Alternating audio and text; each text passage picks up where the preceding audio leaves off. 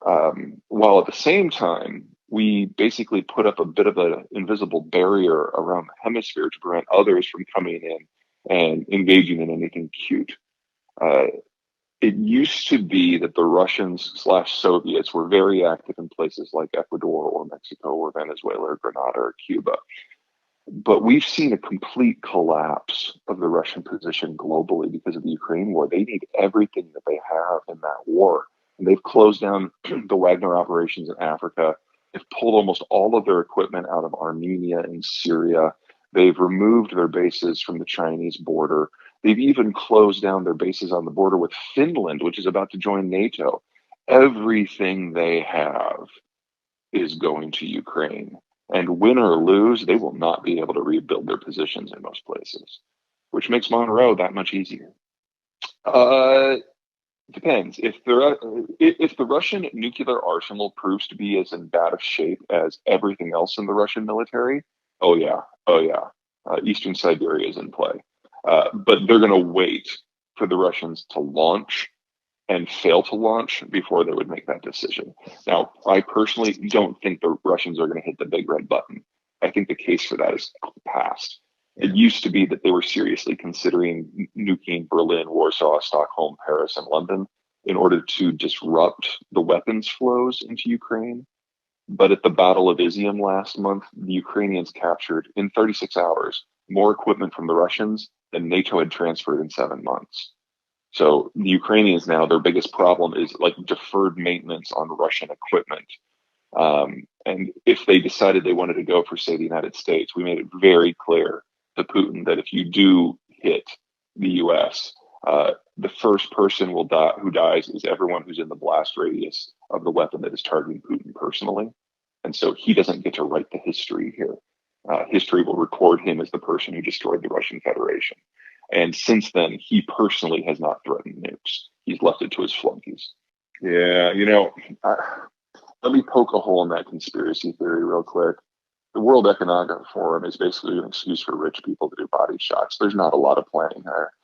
It's really not very impressive from either an intellectual point of view or any sort of planning. It's just a party.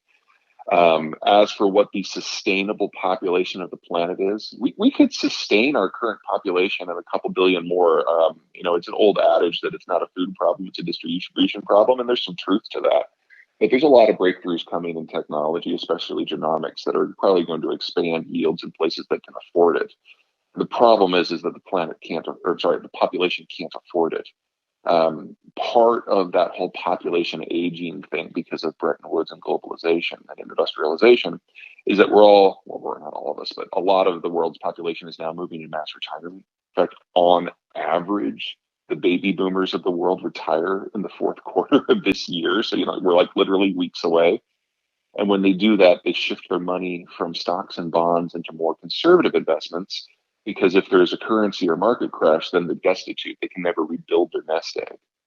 Well, that's the money that pays for technological advance and application. And without that, our technological pace of advancement slows dramatically. So we'll have a handful of places that can still play. And thank God the United States is one of them, and the US is the world's largest food producer. So we can bring automation into agriculture and genomics, and that will massively expand our food capacity. But for most of the rest of the world, you're looking at a disruption in the input flows that allow them to maintain their agricultural production. And that's going to be catastrophic. That's going to kill a minimum of 1 billion people, maybe two. But there is no plan here. This is simply the end result of globalization 80 years on. I hate to say it, but we were probably always going to have that particular future. Well, let me break that up. So number one, we get our Western hemispheric semi-hermetically sealed system that goes its own way. So NAFTA is already the world's second largest manufacturing base. It's already the world's largest consumption base. That gets entrenched and enriched. And I think the future of North America and anyone they decide to kind of include in the inner circle is going to be pretty bright. Japan is a country that has managed to negotiate itself into the inner circle.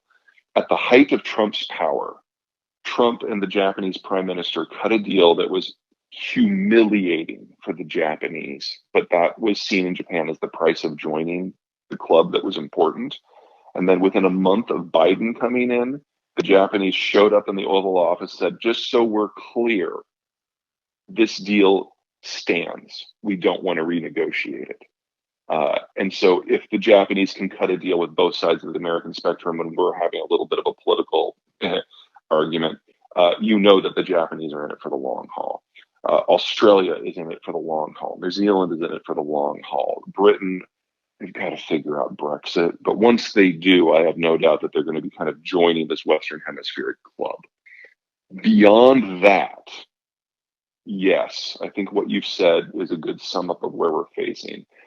If you are an advanced power that has a Navy that is capable of expeditionary operations, the question is whether or not you can access the sufficient inputs to make your system work.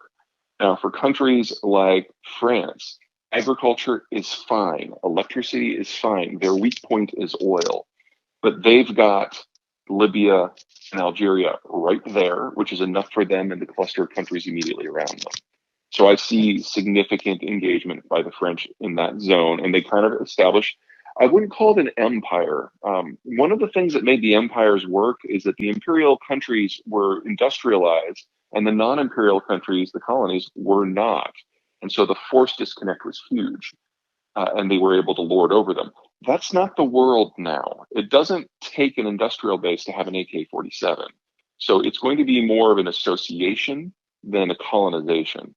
And that provides a lot more hope for some of the poorer sides. The United Kingdom will probably have to do this with Nigeria.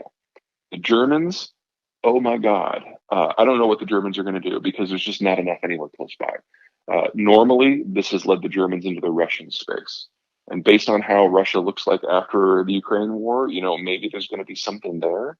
But I think a disassociation of the Russian system is more likely the German system is more likely because the Germans have among the world's worst demographies. So by the end of this decade, the industrial model was going to collapse anyway. And the energy disruptions from the Ukraine war means it's probably going to disrupt within the next 18 months. So we will probably live through the end of the German nation here, and that'll take a lot of other pieces with it. China does not have the reach. Its Navy can really only function within about 500 miles of the coast, and they don't have the ability to reach the Middle East in the first place at scale. So if you can get things nearby, you're looking pretty good. So the Turks, the French, the Brits, the Japanese are kind of a special case. I think they're going to be all right. They're not going to be as strong as they have been. They're not going to be the manufacturing powers that they have been. They're going to have to supply a lot of things within their own house. So those differentiated supply chains that have given us rapid technological advancement, those go away. And that means lower incomes for a lot of the weaker members of those manufacturing supply chains. So Central Europe, I'm fairly concerned about. But for everybody else, you have to be able to basically invite someone to you who can make it. And the list of potential candidates there is short. Well, let's start with Iran. Iran is kind of a textbook case for a country that has the resource disease. They export crude and pistachios. Pistachios are literally their number 2 export. And they use it to import everything they need to make modern life possible. So if anything happens to the Persian Gulf, if anything happens to the Strait of Hormuz, if anything happens to the long tanker run from the Persian Gulf to the rest of the world,